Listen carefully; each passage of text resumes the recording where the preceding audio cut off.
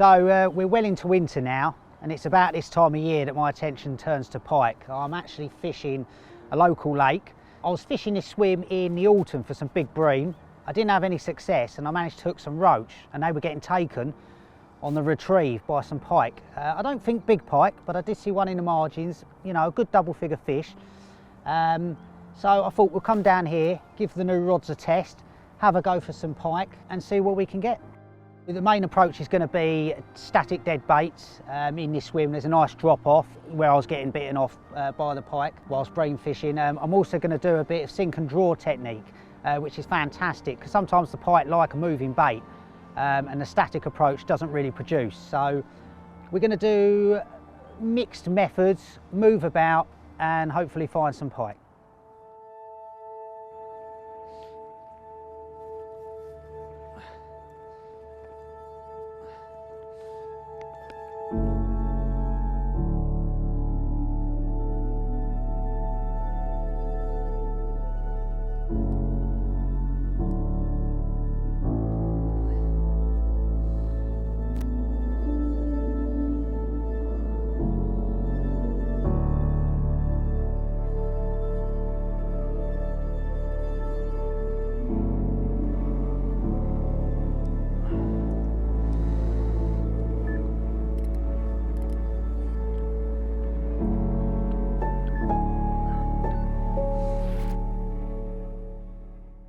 So I've just chucked out a sardine into the margins. You don't need to fish far out for pike. You can catch them at distance. You know, we all use bait boats sometimes to get them out, but the margins are probably the best feature for them.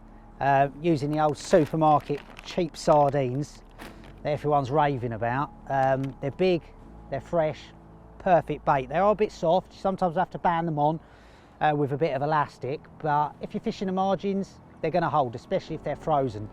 For the other rod, I'm going to fish one of my favourite methods, which is a popped up eel section, and I'm going to use a syringe here, which you can pump oil into fish and things like that. And the eel skin actually acts as a jacket, and when you inject the air into it, you can physically see it pop up, and it will hold that air inside. It just tightens around the edges. It's incredible, an amazing bait for pike, and do not zander as well. So it's one of my favourite baits for fishing for zander. So they're the two sort of options I'm going with today, and then going to move about a bit later, just sinking and drawing, probably with a sardine or maybe something with a bit more resilience, like a small mackerel or something like that. I mean, they are really frozen, they are, but they'll defrost in the water, no problems. We might wait for them to defrost a little bit before we pump them with air, to be fair. So I usually like a frozen bait, and I don't mind casting them out because they're going to defrost in the water anyway, but with the eel I want that skin to, you'd be able to put the needle in it to inflate. So I'm going to try to speed up the defrosting process by blowing on it. Might look a bit stupid, but hopefully it will work. Right, desperate measures. Not defrosting quick enough, so I'm going to dip it in the water, leave it in there for a bit, just get that skin to be elastic so that it can retain the air. Hopefully this will speed it up.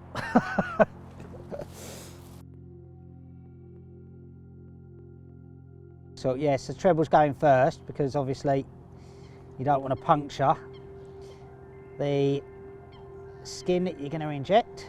So we'll just get that in there. Really tough skin eels, so they don't come off the hook and you can cast them real good distance. So that's that. All right, just push it through the skin, and then as I pump in you'll see the skin expand all the way through like that. And that, we'll do it again on the other side, but that will hold because that skin will tighten around the holes and that air will stay in there, believe it or not. We'll do the other side as well, and you'll be able to actually see as it, there you go, like that. And that will pop up.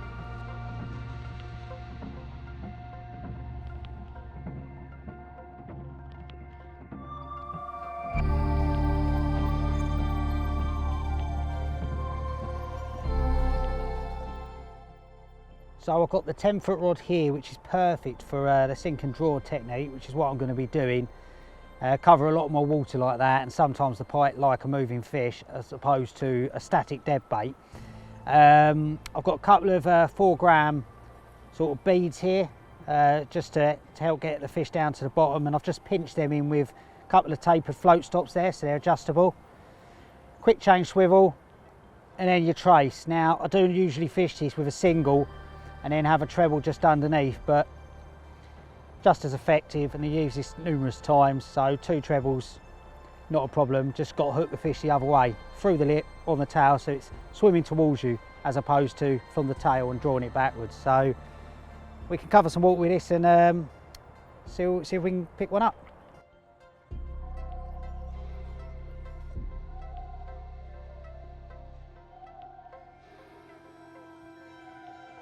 So I just cast it out, let it sink to the bottom. I'm just going to draw it back. I'm going to do this quite slowly. You can change the pace in which you actually move the fish, because you're effectively lure fishing, but with a real fish. So they're going to want it at different paces. But when they're sitting in the margins, you can just entice them to come up and grab it, as opposed to a static dead bait.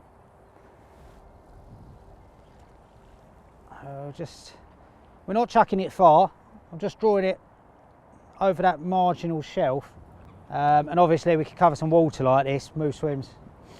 I've got a 30-pound braid on here, so I want to be able to feel everything that's going on the other end. The braid's got no elasticity, unlike mono, so you're going to be in direct contact with the fish and everything that's going on underneath as well. Now I picked up a few leaves there. Good point to make is you don't want to use this over weedy. There you go, I just took a bite on that, I think. It was either that or I knocked it. Don't want to fish it over weed beds.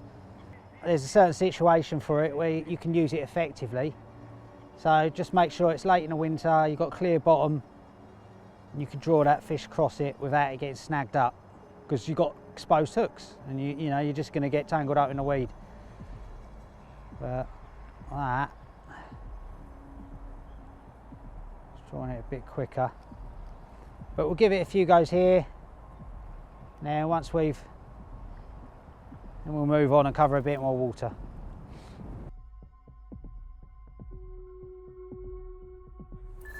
Oh, that's right.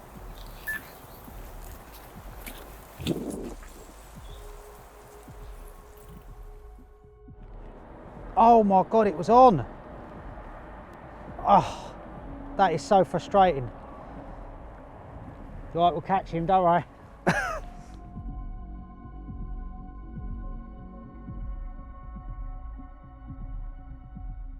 annoying, I felt it, not.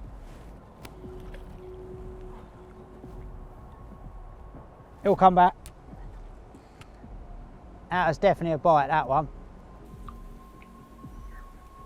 Oh, get the bite. Oh, he's get the bite. Yeah. Well, oh, we were getting a few knocks. Oh, I think it's the one.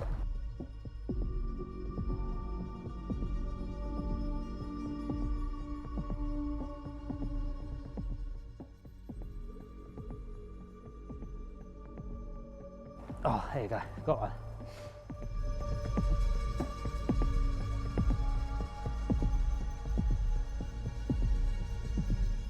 Yeah, it's a bit of a skinny one this, but it's a nice fish. It's a bit early on in the season. He's not the one that I see when I was bream fishing that kept on taking the roach I was accidentally catching, but it's a fish on the sardine, on the static bait, not the sink and draw, which I thought would be the productive method. But the rod's put to the test, lovely action, safely in the net. Super.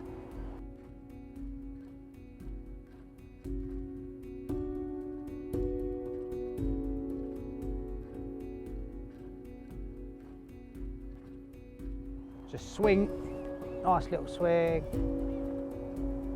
like that down there, feel it down, dun, dun, dun, dun, dun, donk. That'll do, we'll just fan it about.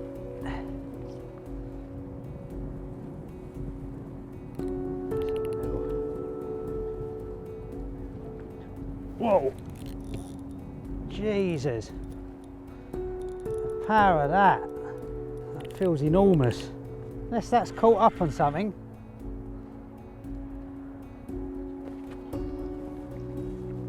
Oh, beautiful. Whoa, the power of that.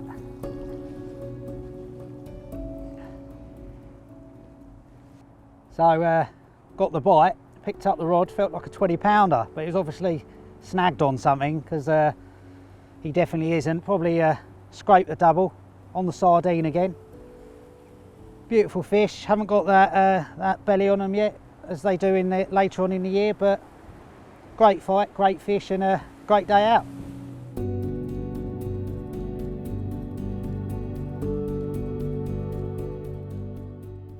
So I won't go into too much detail about the rigs. I've done another video on that which you can check out, but just want to reiterate that it's imperative that the fish are looked after on the bank.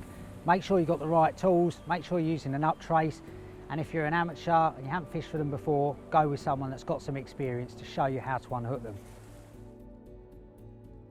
So I came here today with the intention of catching pike. I had two options to choose from, the 12-foot and the 10-foot. Decided to go with the 10-foot rod for the sink and draw method, and the 12-foot rod for the static dead baits. Now both rods can be used for dead baiting. They're versatile rods. However, the 10-foot rod is a bit more mobile, smaller, it's easier to rove about with. So that was the thought behind it, and going with the sink and draw and the 10-foot. However, that method didn't really pay off, and it was the actual static dead baits that did the business. So I was raving about the popped up eel. Great presentation, had loads of success with it in the past.